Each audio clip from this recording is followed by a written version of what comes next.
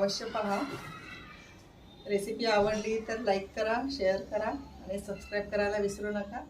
चला तर मग बघूया आजची रेसिपी। गुलाबजाम विकत आणल्यानंतर त्यामध्ये बराच पाक असतो, तर हा माझा शिल्लक राहिलेला पाक आहे, तर आपण हा उपयोगात आणणार आहोत। तर भोपळ्याची आपण आज रेसिपी बनवणार आहोत, भोपळा आणि हा पाक। चला मग बघूया। हा मी इथे अर्धा किलो लाल भोपळा घेतलेला आहे, आपला भाजीचा भोपळा। तर त्यापैकी मी अर्धा हा किसलेला आहे। हे पहा, बारीक किसणीने, बारीक साईड असते त्या बाजूने हा किसलेला आहे। हे पहा, हे मोठी असते तिकडून नाही करायचं, बारीक किसणीने किसायचा। तर हा असा किस पडलेला आहे। तर आपण अर्धा किलोमधला अर्धाच वापरणार आहोत, आपण हा पाव किलो बाजूला काढूया। आपण हा भोपळा, लाल भोपळा किसून घेतलेला आहे। तर त्यामध्ये आपण पहिल्यांदा हा 1-2 चिमूट मी खायचा सोडा घेतलेला आहे। बेकिंग पावडर आहे 1 छोटा चमचा। अर्धी वाटी मैदा आहे। एवढं आपण पहिल्यांदा मिक्स करूया।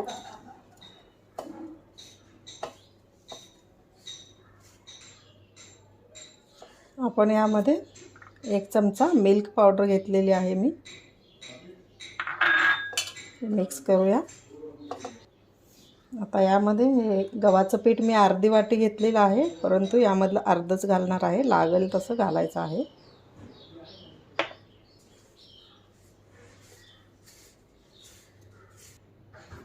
आता आपण यामध्ये 1 चमचा मी शाई घालणार आहे। पहा,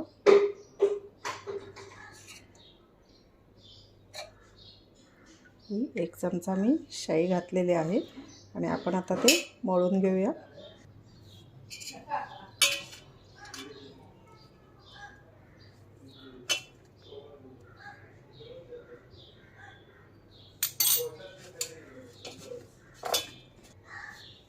हे पहा, आपण आता शाई घातल्यानंतर थोडं मॉइश्चर आलेलं आहे आणि आपलं असं पीठ झालेलं आहे।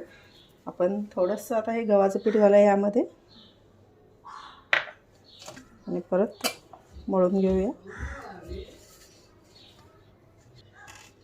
तर हे पहा, आपलं आता हे पीठ मळून झालेलं आहे। आपण भोपळ्याच्या किसमध्ये जे पदार्थ घातले, तर आता हे थोडा वेळ आपण एक अर्धा तास असंच ठेवायचं आहे। झाकून ठेवूया आपण। हे पहा, आपण हे गुलाबजामसाठी पीठ मळून ठेवलं होतं। हे पहा, बघूया, चांगलं एकदम फ्लफी झालेलं आहे, सॉफ्ट झालेलं आहे। तर आपण आता ह्याचे गुलाबजाम करूया। एकदम खव्यासारखं झालेलं आहे पीठ।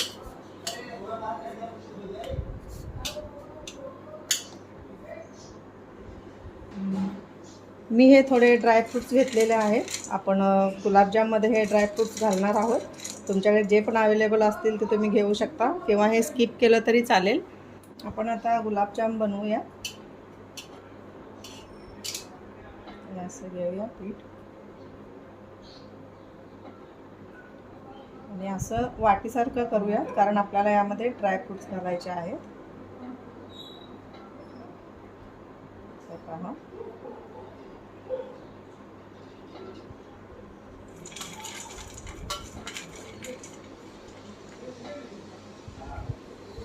थोडेच घालायचे आणि आपण हे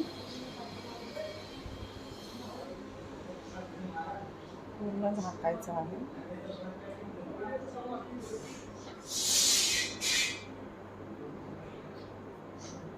पहा, आपण हे असे आता गुलाबजाम करून घेऊया सगळे। अजून एक बघूया। आपण भोपळा खिसून घेतल्यामुळं त्याचं टेक्स्चर यामध्ये खाताना लागणार आहे, छान लागतात असे गुलाबजाम। परंतु केल्या लगेच खायचे नाहीत, त्यामध्ये थोडासा पाक शिरू द्यायचा, 7-8 तासानंतर खायला घ्यायची।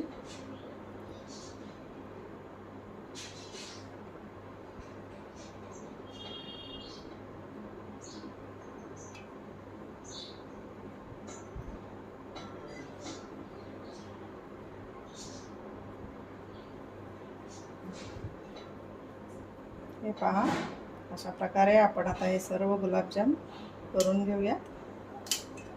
हे पहा,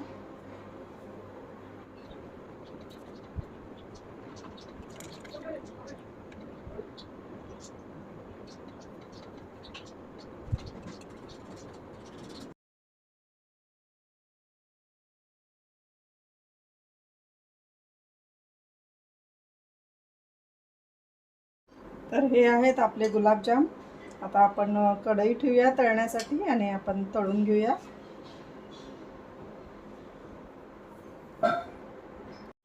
हा जो विकतच्या गुलाबजामचा पाक होता तो आपण एका बाउलमध्ये काढूया आणि गरम करायला ठेवूया।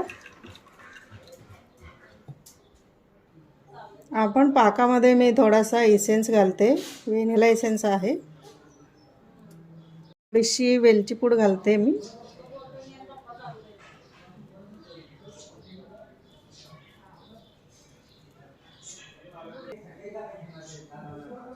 तेल तापलेलं आहे, आपण यामध्ये आता गुलाबजाम सोडूया।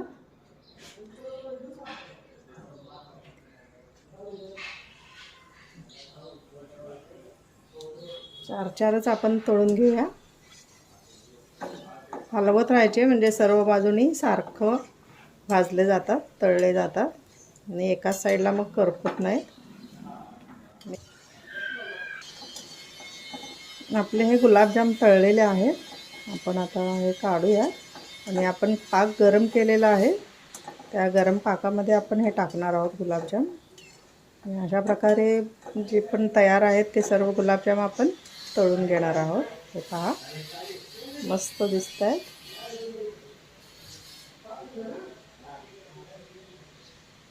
आता मी डायरेक्ट पाकामध्ये घालणार आहे। हे पहा, हे पाकामध्ये घातलेले आहे। पाक गरम आहे। आता आपण दुसरी बॅच तळून घेऊया।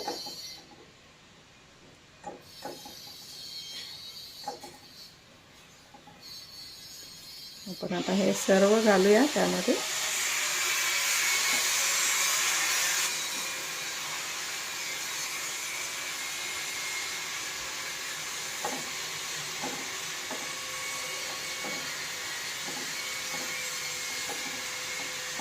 सगळीकडून एकसारखे तळले गेले पाहिजेत, म्हणून आपण हे लगेच उलटे पालटे करायचे आहेत। आपले हे गुलाबजाम आता तळलेले आहेत, तयार आहेत। आपण आता गॅस बंद करूया।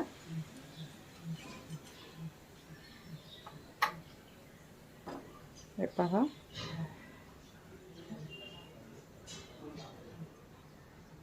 आणि आपण आता हे डायरेक्ट पाकामध्ये टाकणार आहोत। हे पहा,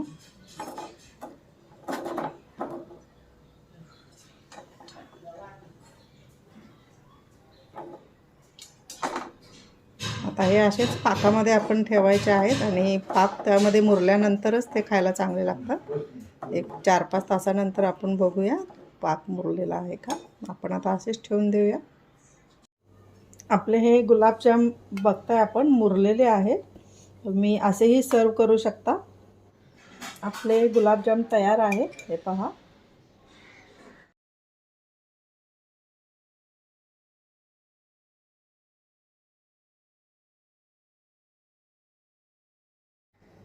आपण या ड्राय गुलाबाच्या पाकळ्यात ठेवूया डेकोरेशनला।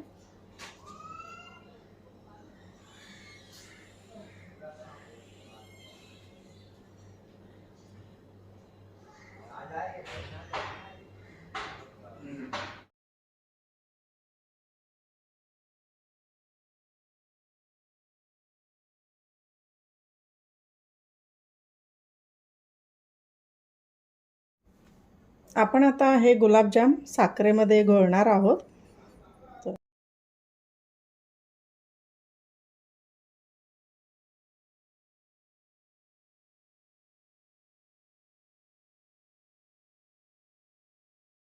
आपले हे गुलाबजाम तयार आहेत, पहा किती मस्त दिसत आहेत।